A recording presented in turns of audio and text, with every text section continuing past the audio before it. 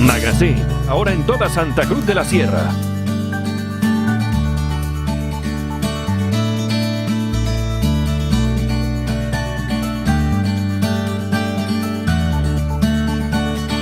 Tu revista gratuita ya en circulación. Y buscamos en interbolivia.com.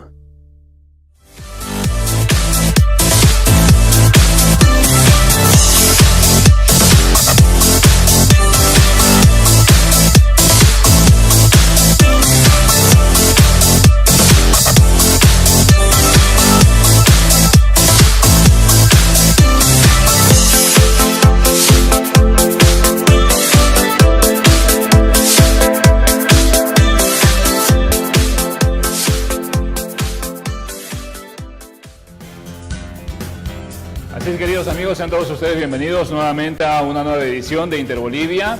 Estamos con las últimas revistas de Interbolivia Magazine en todos los trenes rojos, Pizza Sahara y los supermercados Fidalga. Todavía queda alguno por ahí. Vamos a enviar saludos a toda la gente que nos sigue a través de las redes sociales y también a través de todo lo que viene a ser nuestra plataforma digital www.interbolivia.com. Y un saludo especialísimo para la gente que está al otro lado del Atlántico. Un saludo especial para Roberto Aguilera, que hace posible todo este entramado que es Interbolivia. Un saludo especial para la gente de la Megaestación 1, que está en Madrid, y para la Megaestación 2, que está en Estados Unidos. Se viene el día 18, el primer programa, el programa más largo de la historia de la radiodifusión en Bolivia, a través de la 107.8 y a través de la 87.7 de las FMs, en RCB, en el radio RCB e Interbolivia FM. Así que pues bueno, vamos a ir desgranando todo esto durante el transcurso de los días hasta el día 18 del mes presente. Vamos a irles comentando más noticias y más novedades sobre este gran programa que se va a venir a llevar a cabo el día 18 del presente mes. El día de hoy tenemos a alguien muy importante, como todos los días, a través de la señal del canal Solo Noticias y a través de todo lo que viene a ser las redes y las plataformas digitales de Interbolivia y Solo Noticias. Así que no se pueden perder el programa del día de hoy, que tenemos a alguien demasiado importante. Bienvenidos.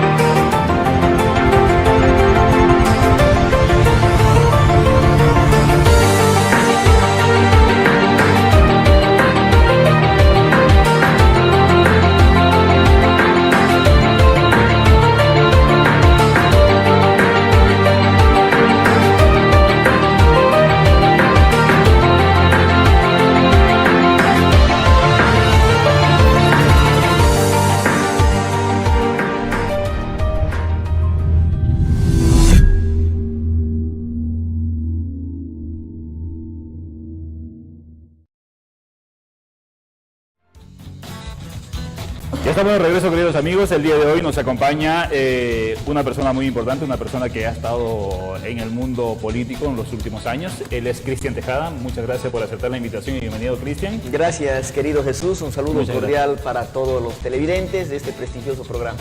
Muchas gracias, Cristian. Cristian, el día de hoy vienes y nos vas a hablar acerca de la coyuntura política que se está dando en Venezuela. O sea, es un tema que está dando la vuelta al mundo, es un tema que se lo viene tocando desde hace algunos años atrás, por no decir un par de décadas.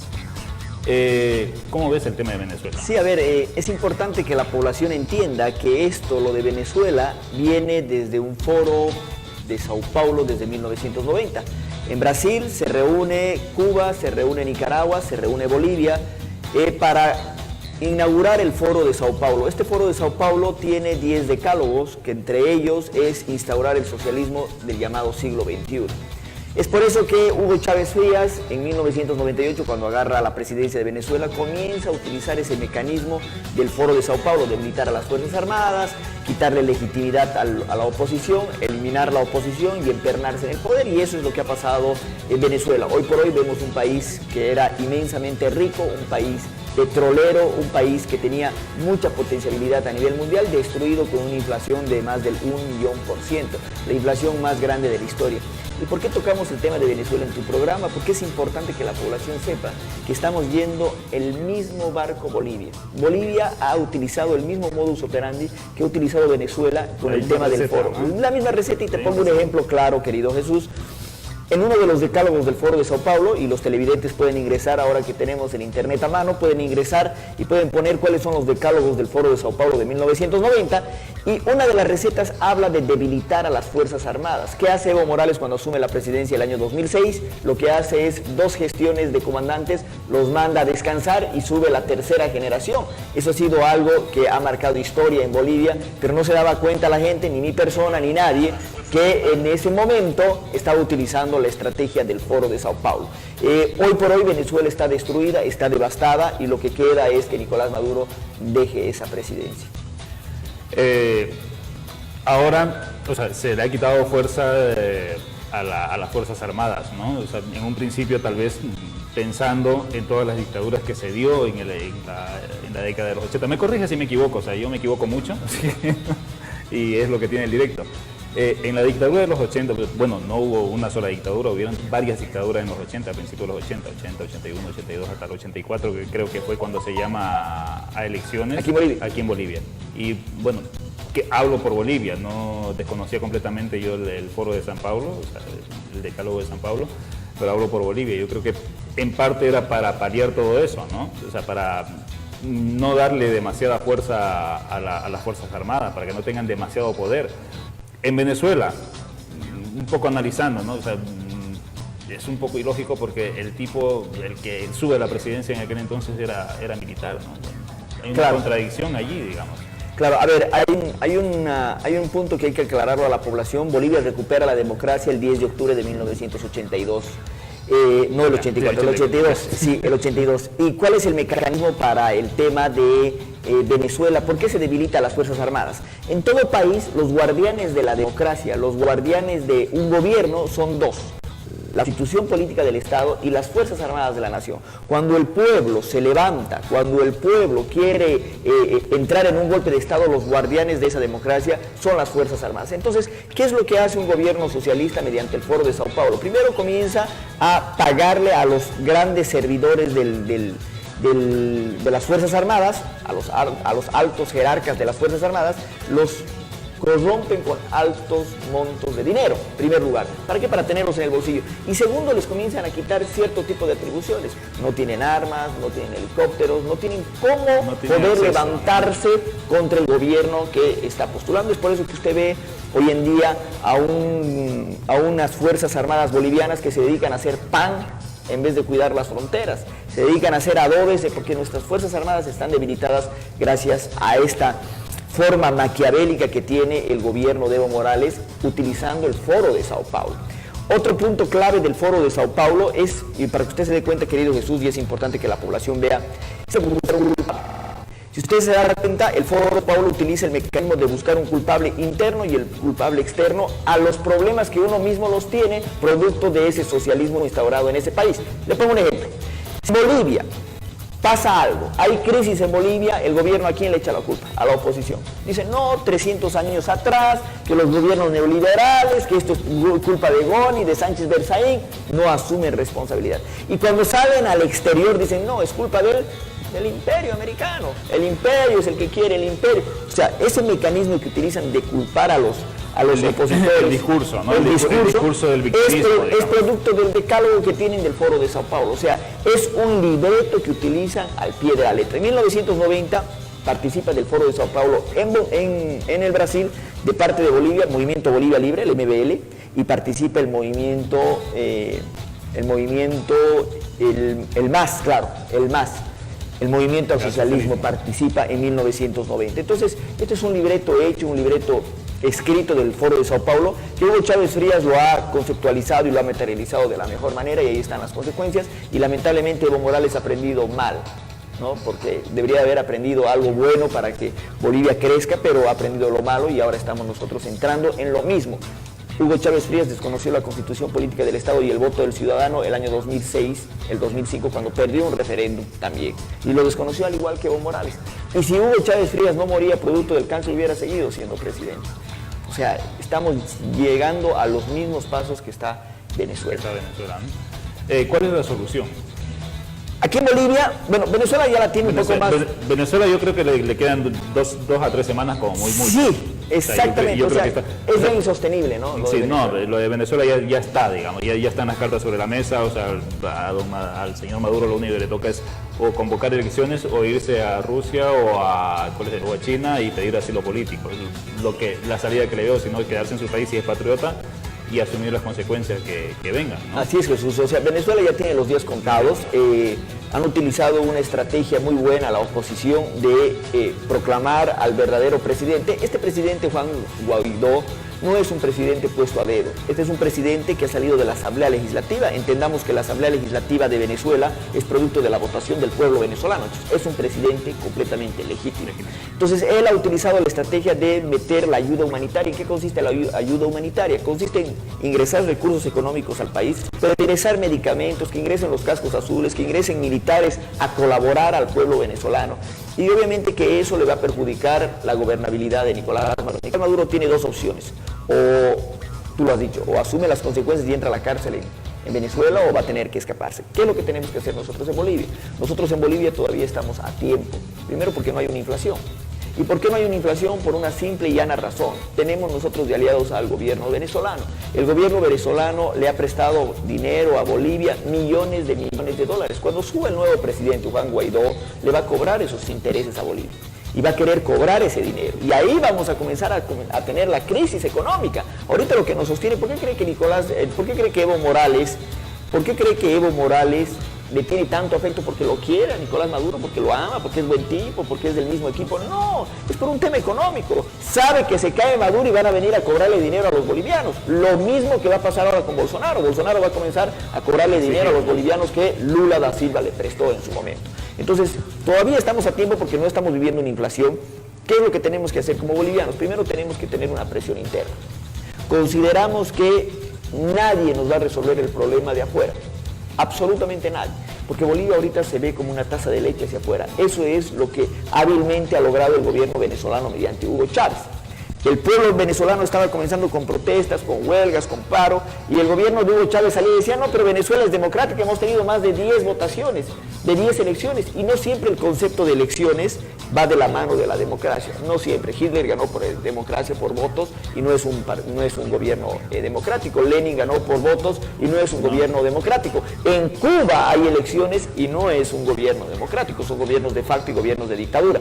Entonces, no te garantiza siempre la votación que sea un gobierno democrático. Entonces, ¿qué es lo que ha hecho Hugo Chávez Frías? Lo que hace Hugo Chávez Frías es camuflar ese espectro a nivel internacional, y no en Venezuela. Y entonces, claro, los organismos internacionales no veían la convulsión social que existía. Es como si yo pusiera este cuaderno aquí y por aquí abajo comience a destruir, pero aquí vos muestres otra cara en las instituciones internacionales. Lo mismo está pasando con Bolivia. Bolivia hoy por hoy vive en una dictadura, pero a nivel internacional se ve como si fuera una democracia. Entonces, ¿qué es lo que tenemos que hacer? ¿Cuál es el mecanismo que tenemos que actuar como bolivianos? Primero, tener protestas internas. Segundo, no legitimar al dictador. O sea, no podemos ir a unas elecciones dando legitimidad a algo que es completamente ilegal. Evo Morales Ayma no puede ser candidato en 2019. Así lo ha decidido el pueblo boliviano en las urnas del 2016. Entonces, comenzamos nosotros con la presión interna, más la ayuda de la presión internacional, sí vamos a poder sacar adelante la democracia del país. Hay una ventana de esperanza porque hoy o ayer ha aceptado la demanda la Corte Interamericana de Derechos Humanos con Nicaragua. O sea, ha aceptado para que no sea reelecto Daniel Ortega y para que cuestione esta última elección fraudulenta en Nicaragua. Entonces ya nos está dando una visión un panorama mucho más grande, ¿no? En el Brasil ya está prácticamente extinto el comunismo y el socialismo, está Jair Bolsonaro como presidente, en Venezuela le queda pocos días a Maduro, en Nicaragua ya la Corte Interamericana de Derechos Humanos ya tomó cartas en el asunto y ya los organismos internacionales, una vez de que libere a Venezuela, va a poner los ojos en Nicaragua y el próximo somos nosotros. Entonces tenemos que estar preparados en ello. Cristian, puede que se dé una situación, en Ecuador se dio una situación un poco casi igual parecida, ¿no? Porque de hecho don Rafael Correa está creo que sí, en Holanda, si no me equivoco, está por ahí. O sea, pasa de que el vicepresidente, fue el vicepresidente que asume la presidencia en Ecuador, ¿no? ¿Cuál de las dos figuras sería más recomendable para Bolivia? ¿Venezuela o Ecuador? A ver, lo que ha pasado en Ecuador ha sido, yo creo, un fallo político de parte de Rafael Correa. No asume la vicepresidencia el vicepresidente. No, Rafael Correa deja el periodo y lo pone de candidato a la presidencia alguien de su mismo equipo, de su misma ideología, que es Lenín Moreno. Lenín Moreno sube como presidente y se da cuenta de la barrabasada y que lo iban a meter preso a él si seguía encubriendo el narcotráfico, la corrupción producto de Rafael Correa, y le sigue el proceso al que lo llevó a la presidencia, a alguien de su mismo equipo, de su misma ideología. Es por eso que Evo Morales, hay algunos politólogos y sociólogos aquí en Bolivia que yo los escuchaba debatir y hablar, y decían, no, es una estrategia de Evo Morales que dé el puesto a Mesa porque se presume que Carlos Mesa está siendo funcional a Evo Morales, porque Carlos Mesa le dio la amnistía a Evo Morales del 2004 y ahora Evo Morales hace poco le da la amnistía a Carlos Mesa. Entonces se supone, o hay indicios de que hay una sociedad, exacto, un compadrerismo entre Mesa y Evo Morales. Yo no lo creo así. Evo Morales no va a soltar la mamadera porque ya hay el caso específico del Ecuador. Rafael Correa confió en esa persona que era parte de su mismo equipo, de su misma estructura, de su misma ideología, y terminó siendo, no traicionado, terminó haciendo lo que tenía que hacer cumplir las leyes de Ecuador. Entonces, yo creo que Bolivia no se va a arriesgar a eso. Si nosotros como pueblo boliviano, como ciudadanos de a pie, permitimos que Evo Morales postule el 2019, volvemos a tener a Evo Morales en la silla presidencial del 2020. ¿Por qué? Porque todos los órganos del Estado, producto también del decálogo del Foro de Sao Paulo, que dice captar y cooptar todos los órganos e instituciones del gobierno bajo una sola hegemonía, producto de eso, Bolivia no tiene la posibilidad de tener elecciones limpias, justas, transparentes y basadas en el sufragio universal. Ese es un problema y un condicionante que tenemos en Bolivia. Hace poco, querido Jesús, había personas que no se habían inscrito en el padrón electoral, pero estaban militando en partidos políticos. O sea, es un fraude electoral más grande que el estadio Ramón Tahuichi Aguilera, si puede ir bien el término. Entonces, ¿cómo pretendemos ir a elecciones del 2019 teniendo un padrón electoral que no está saneado? Primer punto. ¿Cómo podemos ir a elecciones del 2019 si tenemos los vocales del Tribunal Constitucional que, presentando las pruebas de que el movimiento al socialismo había hecho campaña electoral que estaba prohibida por la ley 026, no le quitan la sigla, y sí a Ernesto Suárez le quitan la sigla el 2015? O sea, ahí no hay una imparcialidad, hay una parcialidad completa del Tribunal Supremo Electoral. ¿Cómo podemos ir a competir contra Evo Morales si tiene el Tribunal Constitucional de su lado? 6 sujetos han desconocido la voluntad de 2 millones de personas. Entonces yo creo que ir a elecciones contra Evo Morales sin tener las reglas claras del juego es prácticamente un suicidio, es darle legitimidad a Evo Morales. ¿Qué es lo que se tiene que hacer? Lo que se tiene que hacer es salir a las calles, luchar y protestar hasta más no poder. ¿Por qué cree que se han presentado 8 candidatos? ¿Perdón? ¿Por qué cree que se han presentado 8 candidatos, aparte de Evo Morales? Creo que son 9, ¿no? Sí, ahora son 9, ¿no? El Frente para la Victoria estaba suspendido, pero ahora son 9 candidatos. A ver, considero que existen 2 momentos en Bolivia. La vieja fórmula de hacer política, los del pasado, y usted ve, y no voy a dar nombres por respeto, pero usted ve candidatos de 80 años. Candidatos a la presidencia de 80 años que juran y posiblemente le venga infarto. Ese mismo momento. Por la edad. Usted ve candidatos que ya han sido autoridad. Usted ve candidatos, entonces, existe una vieja fórmula de hacer política que yo lo veo que no tienen el interés del bien común. No piensan en Bolivia, no piensan en el país. Piensan en intereses personales. Una pega, una senaturía, una diputación, etcétera, etcétera. Yo lo digo con toda sinceridad y con toda apertura, el único que tiene una propuesta seria para hacer un gobierno de transición es Víctor Hugo Cárdenas. Él lo ha manifestado, él ha dicho, yo no voy a ser apto para gobernar 5, 10 o 15 años. Yo voy a hacer un gobierno de transición entre la vieja fórmula de hacer política y la nueva fórmula de hacer política, la juventud, los millennials. Si tú te das cuenta, querido Jesús, llamada población, En Latinoamérica y en el mundo, los nuevos presidentes son personas no mayores de 40 años y pongo nombres y apellidos. Emmanuel Jean Macron, presidente de Francia, 39 años. El presidente de Austria tiene 37 años. Y actualmente, antes de ayer, ha ganado las elecciones Khabib Nurmagomedov, se llama, que es el presidente de El Salvador, que tiene 37 años. Imagínense si Bolivia va a tener de nuevo elecciones con personas que, primero, un presidente que ya va 13 años en el gobierno, Evo Morales, y tiene ya 60 años, y las otras personas que tienen 65, 66, 77 y 80 años. O sea, vamos en retroceso. Bolivia necesita oxigenación de la política. Bolivia necesita actores nuevos en la política. Bolivia necesita oxigenar la política. Entonces, hoy por hoy, lamentablemente, no hay un candidato a la presidencia joven, nuevo, que nunca haya participado en política. Sí hay una apertura del partido político de Víctor Hugo Cárdenas. Por si acaso, yo no pertenezco a ese partido, ni Generación 21 ha hecho alianza con ningún partido, pero sí hay una apertura en el partido político de Víctor Hugo Cárdenas, de la Nueva Juventud, y él ha manifestado que él va a ser un gobierno de transición, y en realidad eso es lo que se necesita en Bolivia, un gobierno de transición entre la vieja fórmula y la nueva fórmula. Ahora, ¿por qué cree, pues ahí, normal, en Bolivia y en casi toda Latinoamérica, en Europa no tanto, en Europa, o sea, la población está envejecida, en Bolivia hay muchos jóvenes, o sea, la población adulta eso tiene mucho que ver también por el estilo de vida que llevamos aquí en Latinoamérica, no pasamos a los 60 años, ¿no? O sea, la población de mayor es muy reducida y los jóvenes son muchos. Al haber muchos jóvenes, ¿por qué hay tan pocos representantes jóvenes? Ese es un problema de la vieja fórmula de hacer política. Eso es cuando tú piensas en intereses personales y no piensas en intereses colectivos. Cuando tú tienes un ideal, hay que saber diferenciar, y eso lo hablábamos en Generación 21, en la plataforma que represento, la diferencia entre metas, objetivos e ideales. El político tiene que tener un ideal. El ideal es un cambio generacional para el país. Y en base a ese ideal, tú te reúnes con personas idóneas para lograr ese ideal. ¿Qué es lo que pasa en Bolivia? Estamos todavía incrustados en la política del siglo XX. Para prueba un botón, las cabezas de los candidatos son personas de la tercera edad. Hace 3 días atrás le han levantado el arraigo a Samuel Doria Medina porque acaba de cumplir 60 años y ya pertenece a la tercera edad. Entonces, es por ello que urge la necesidad en Bolivia de un cambio, una renovación, o sea, no... Renovación mezclada con oxigenación de la política, meter nuevos líderes, personas jóvenes, mujeres en la política. Hay una ausencia de mujeres. Ese es otro tema, ¿no? O sea, ahí la política está muy patriarcalizada, por así decirlo.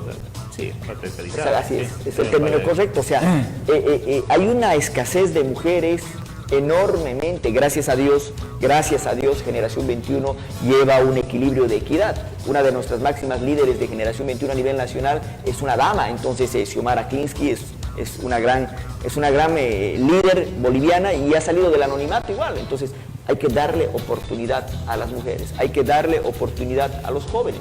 Es momento de oxigenar la política, Jesús. El cambio generacional es necesario en Bolivia. Con un cambio generacional vienen nuevas ideas. Con un cambio generacional vienen principios sólidos. El joven no se va a vender así nomás. El joven no tiene lo que los políticos viejos ya tienen, que se le llama ese término vulgar que le dice, este ya está mañudo. O sea, el joven tiene otros principios, son los denominados millennials. Aún no está corrompido, ¿no? O sea, el joven aún se cree en ideologías y en sueños. Claro, en ideales. Sí. Hay un particular, bien que tocas ese tema, querido Jesús, 2 minutos voy a robarte de este tiempo en particular. El joven tiene una particularidad, y te lo digo porque quien te habla a 34 años y estoy todavía dentro de la juventud. No pensamos en ideología. El joven no le interesa si eres de derecha, de izquierda, si eres de Lenin, de chavismo, leninismo, castrismo, capitalismo. No, lo que le interesa es que su país sea una potencia mundial, que haya salud, que haya educación, que haya seguridad ciudadana. O sea, no interesa si eres de derecha o izquierda. Cuando se funda la plataforma Generación 21, se funda bajo un principio: no somos de derecha ni de izquierda, somos los de abajo y vamos a ir por los de arriba. Con eso conceptualizamos todo lo que queremos como nueva fórmula de hacer política, como nuevo proyecto político que es Generación 21. Entonces, el joven tiene esa pequeña particularidad a diferencia de los viejos. Yo me refiero a viejo, querido Jesús, y quiero que entienda bien la población, no en el tema biológico, no en el tema de edad. porque hay jóvenes que piensan como viejos y hay viejos en el tema biológico que piensan como jóvenes, que tienen una mente mucho más amplia, de poder tener una visión mucho más avanzada que el resto. Bolivia necesita un cambio generacional de ideología, de mental. Sí, claro. sí. Es lo que te comentaba, ¿no? O sea, entre que la mayoría de los candidatos, como tú lo dices, son de 60 años y luego son la mayoría hombres. Ahora, ¿por qué no hay, o sea, por qué no quieren soltar, o sea, según el análisis tuyo de Cristian Tejada, por qué no quieren soltar esa mamadera? O sea, ¿por qué es miedo? O sea, un Jaime Paz Zamora, por así decirlo, me voy a mojar, como se dice por allá. Un Jaime Paz Zamora, o sea, una persona de cerca de 80 años, o sea, candidateando, ¿para qué? O sea, ¿qué busca un Jaime Paz Zamora cuando ya tuvo la oportunidad que fue presidente, fue candidato varias veces, o sea, a estas edades, digamos, o sea, ¿por qué no formar nuevos líderes? Exacto, a ver, existe una idiosincrasia del mismo boliviano y eso no hemos caído generación 21. El nuevo liderazgo, generar nuevo liderazgo. Usted ha puesto de ejemplo Jaime Paz Zamora, yo voy a poner de ejemplo Evo Morales Ayma. Evo Morales Ayma lleva 13 años en el gobierno y desde que entró, si no es Evo Morales, no es nadie más. O sea, no genera nuevo liderazgo en el país, no genera nuevo liderazgo en la coyuntura política. Lo mismo ha pasado con Jaime Paz Zamora. Usted se pregunta, ¿qué hace Jaime Paz Zamora postulando como candidato a la presidencia? Lo mismo me pregunto yo. Y no le encuentro yo razón de ser. No hay lógica. No hay una lógica. No la encuentro. Y no es que Jaime Paz Zamora sea bueno o sea malo. O sea, no le encuentro yo una lógica de que una persona postule a la presidencia, pudiendo él con su capacidad, con su inteligencia, con su experiencia, generar nuevos liderazgos. El verdadero líder, querido Jesús, no es el que está sentado en el trono o está arriba. El verdadero líder es el que enciende los focos apagados y empuja nuevo liderazgo. Ese es el denominativo del nuevo líder y eso es lo que necesita Bolivia. Bolivia necesita nuevos liderazgos. Bolivia necesita un mundo de personas que sean actores de la política. Necesitan 100 Xiomara Klinsky, necesitan 100 Cristian Tejada, necesitan 100 Fernando Sampuero, necesitan 100 personas capaces de poder generar un cambio en Bolivia. Eso es lo que necesita. ¿Y cómo se hace eso, querido Jesús? Se hace con trabajo arduo desde las calles, trabajando y concientizando a la población. Porque la política antigua tiene una particularidad. Al joven le dice, tú eres del futuro, no eres del presente. Querido Jesús, tú eres el futuro de Bolivia, no es el presente. Y mentira, tú eres el presente de Bolivia. Tu momento es hoy, no tu momento es mañana. Dentro de 20 años. Porque cuando tú llegue tu futuro, te van a decir, no, tú eres del pasado, ya no eres del futuro. Pero si me han dicho ayer que yo era el futuro y ahora estoy aquí, no, ya eres del pasado, ya eres viejito. Entonces, el presente es lo que vale en este país. Es por eso que yo insto a la sociedad boliviana, a los jóvenes de Bolivia, al pueblo joven que sea parte de la plataforma Generación 21. Vamos a cambiar este país. Si tenemos la oportunidad de entrar al sistema, vamos a oxigenar la política, pero vamos a lograr un cambio generacional en el país, que es lo que pide a gritos la sociedad boliviana. Ya no Morales, ya no Costas, ya no Paz Zamora, ya no... Hay personas que yo desde que he nacido tengo el nombre y el apellido de mi cabeza, o sea, personas que han estado en el gobierno 20, 30 años y quieren seguir usufructuando del poder. Y eso no lo podemos permitir. Es momento de despegar. Yo soy un poco más mayor que tú, Cristian. Hay personas de que yo soy niño hasta allá arriba. Imagínate, Jesús. Cristian, un placer tenerte. Cuando quieras, las puertas de Interbolivia abiertas para lo que quieras y lo que desees. Gracias por aceptar la invitación y te esperamos para una próxima oportunidad. Gracias, querido Jesús. Felicitarte por tu programa. Está creciendo enormemente en las redes sociales. Vamos a compartir las publicaciones que haces y este es el espacio que necesita para reconquistar la democracia del país. Yo le mando un saludo grande al pueblo boliviano y decirle que la lucha es ardua, la lucha es dura, pero está en nuestras manos reconquistar la democracia. Amada población, la lucha y el futuro de Bolivia depende de ustedes. No depende de un partido político ni de un candidato. Depende de mí, depende de usted. Está en sus manos reconquistar la democracia. Gracias, querido Jesús, por la invitación. Es así, amigos. Aquí tenemos a Cristian Tejada, el representante de Generación 21. Ya saben, los consejos de él. Más, bueno, todos los miércoles vamos a estar hablando sobre conociendo un poquito más acerca de la política nacional y local aquí en Interbolivia. Como ya todos ustedes saben, el día 18 del presente mes vamos a llevar adelante el programa más largo de la historia de Bolivia. Va a ser un programa de 160 horas si todo sale bien, y si no sale bien, pues llegaremos a los 80 por lo menos. Vamos a entrelazar o hacer conexiones con la gente de la megaestación de Madrid, de la megaestación latina de Madrid y la megaestación latina 2 de Estados Unidos. De nuevo, saludos a Ángel Moya, a Roberto Aguilera y a toda la gente que se está moviendo ya en todo lo que viene a ser la plataforma digital de Europa. Queridos amigos, el reencuentro con nosotros el día de mañana a partir de las 16 horas con 0 minutos aquí en el canal Solo Noticias y a través de todo lo que viene a ser las plataformas digitales y así también la plataforma web www.interbolivia.com. No se olviden que ya se viene la revista. Hasta mañana.